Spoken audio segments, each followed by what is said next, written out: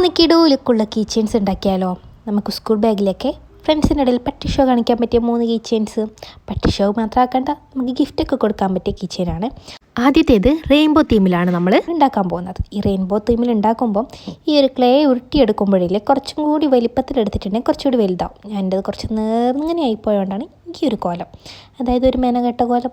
കുറച്ചുകൂടി വൃത്തിക്കാക്കിയിട്ടുണ്ടെങ്കിൽ, അതായത് കുറച്ചുകൂടി ക്ലേ എടുത്ത് ചെയ്തിട്ടുണ്ടെങ്കിൽ ഇത് ഇത്ര വൃത്തിയേടാവത്തില്ല എന്ന് തോന്നി കേട്ടോ. നെക്സ്റ്റ് നമ്മളൊരു മേഘമാണ് ഉണ്ടാക്കാൻ പോകുന്നത്. അതിന് വൈറ്റ് ക്ലേ എടുത്തിട്ട് ഇതുപോലത്തെ ഷേപ്പിലാക്കിയിട്ട് കണ്ണും മുക്കും വരച്ചു കൊടുത്ത് ഒരു ബോയും കുറച്ച് ബ്ലഷും ഇട്ട് കൊടുത്താൽ നമ്മുടെ രണ്ടാമത്തെ കീ ചെയിനും ഈസി ആയിട്ട് ഉണ്ടാക്കാൻ പറ്റും കേട്ടോ. ഇതൊക്കെ ഈസി പീസി ആയിട്ട് ഉണ്ടാക്കാൻ പറ്റുന്ന കീ ചെയിനാണ്. ഇത് ഉണങ്ങിക്കഴിഞ്ഞാൽ സൂപ്പറായിരിക്കും. നിങ്ങൾ വിചാരിക്കുന്ന പോലെ അത്ര വലിയ പണിയൊന്നും ഇതിനുണ്ടാവില്ല കേട്ടോ.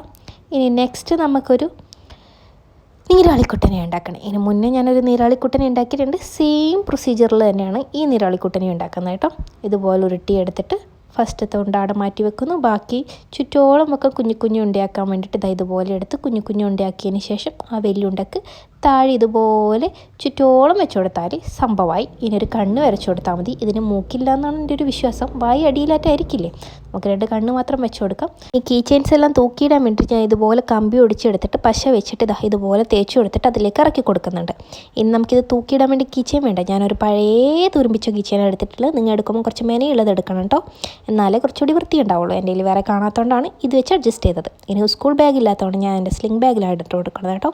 അപ്പോൾ നിങ്ങൾക്ക് ഏത് കീ ചെയിൻ ഇഷ്ടമായത്? എനിക്ക് ഈ നിരാളിക്കുട്ടനാണ്. നിങ്ങൾക്ക് ഇഷ്ടപ്പെട്ടത് കമൻറ്റ് ചെയ്യൂ. ഓക്കെ.